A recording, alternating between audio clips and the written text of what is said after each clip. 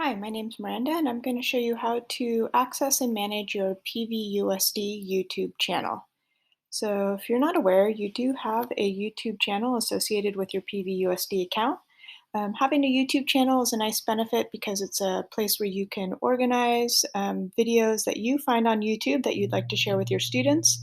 It's also a place where you can upload your own videos and have everything housed in one neat place for your students to access. So I'm going to go over here. I'm at youtube.com. I'm going to go over here to the top right corner and sign in with my PVUSD account. And once in, it'll take me to just the general YouTube screen. And then I will need to access my channel. So the way to get to your channel is to go up to the top right-hand corner where you have your PVUSD icon and select your channel. If you've never accessed your channel before, you may not see any videos here. I see videos here because I've uploaded videos to my YouTube channel before. You'll see some tabs across the top, home, and then videos, and that will be where I see a list of all the videos that I've uploaded to YouTube. And then I will also see playlists. So playlists are a way to organize videos you find on YouTube and or your own videos that you upload into YouTube into nice neat packages or playlists. And then the playlists, you can actually share a link out to specific playlists to your students so that they can watch all the videos in a playlist at their own pace. So I'm going to start by showing you how to create a playlist. There's a couple different ways to do it. I'm going to start by just searching for a video that I would like to add to a playlist. So maybe I am doing a unit of study on the desert. So I'm just going to do search YouTube in general for desert. And then I come across these videos here. And maybe this is one that I would like to add to a playlist so that my students can watch it.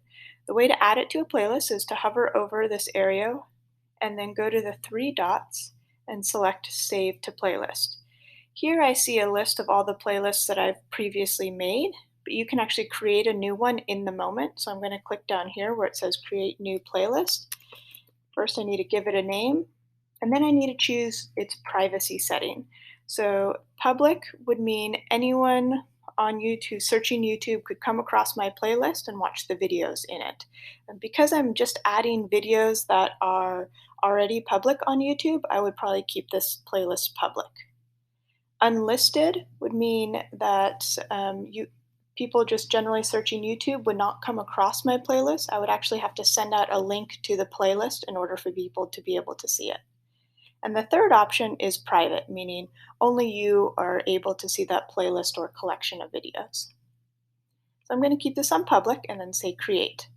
And just like that, that video has been added to a playlist called Desert. I'm just going to show you what it looks like. Add a few more videos here, save to playlist. Now there's my desert one that I just created. If you're adding a video to a previously created playlist, you just need to check the box. Notice I could check more than one if I wanted to, and then X out of the screen. There's no save button. Save to playlist, check the box, and then X out of the screen. Okay, now I have a playlist created called Desert with a few videos added to it. Let me show you where you can see that on your channel. So I'm going to go back over here to my profile icon in the top right corner, select your channel, and then go to the Playlists tab. Now here is that new playlist that I just created. If I click on it, it's going to automatically start playing the first video in the playlist, and then once it's done with the first one, go to the second and then the third one automatically. Let me show you how I can manage this playlist and also find the link to the entire playlist that I could share with my students. So to do that, I'm going to go up to my profile icon and select YouTube Studio. YouTube Studio is the area that you want to go to if you want to manage or make changes to your PVUSD YouTube channel or any playlists that you have associated with it. So here I am in my channel dashboard. Another nice part about adding things to your YouTube channel is that you can actually see summaries, how many times the video was viewed, etc. Right? And you could go through them by rank in order of most viewed to least viewed. But I'm going to go over here to playlists. And here you can see these are all my playlists. And this view is a little bit different. You can see over here on the right-hand side, I have this edit button. So I'm going to click that and show you how you can edit your playlist. Here's a list of the videos that I have. I could easily grab and drag these to reorder them if I wanted to. I also could click on the three dots here and remove it from the playlist if I didn't want it there anymore. And over here, I could change those privacy settings.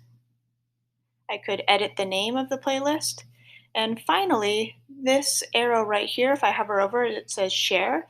This is what will get me the link so I could share this playlist. So I'm going to click on share, and then here is the playlist link. I could just copy that to my clipboard and now post it in Google Classroom, and my students would be able to access this playlist on deserts.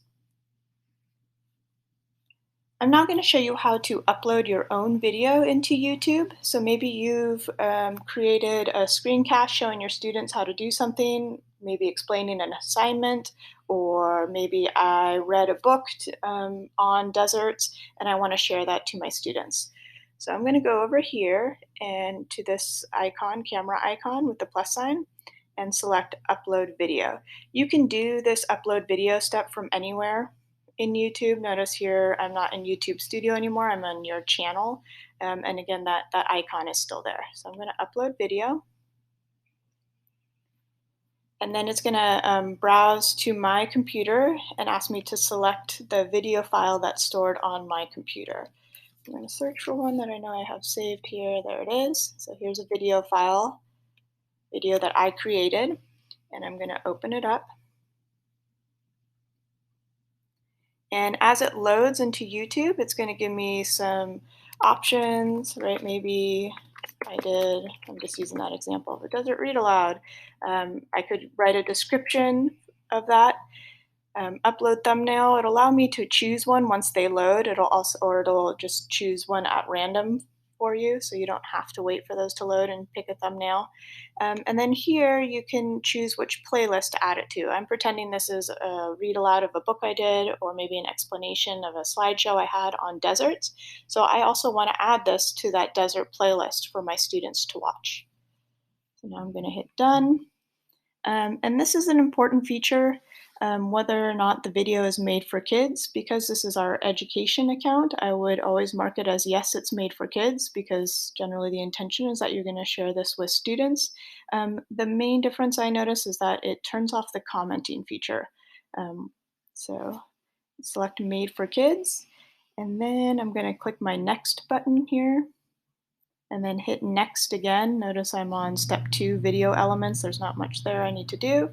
And step 3, this is an important one, visibility. So this is a video that I personally made. Maybe it has my face on it. Maybe it has an image of a student or student name on it. So you want to be a little bit more careful about your visibility for videos that you are uploading, that you've created.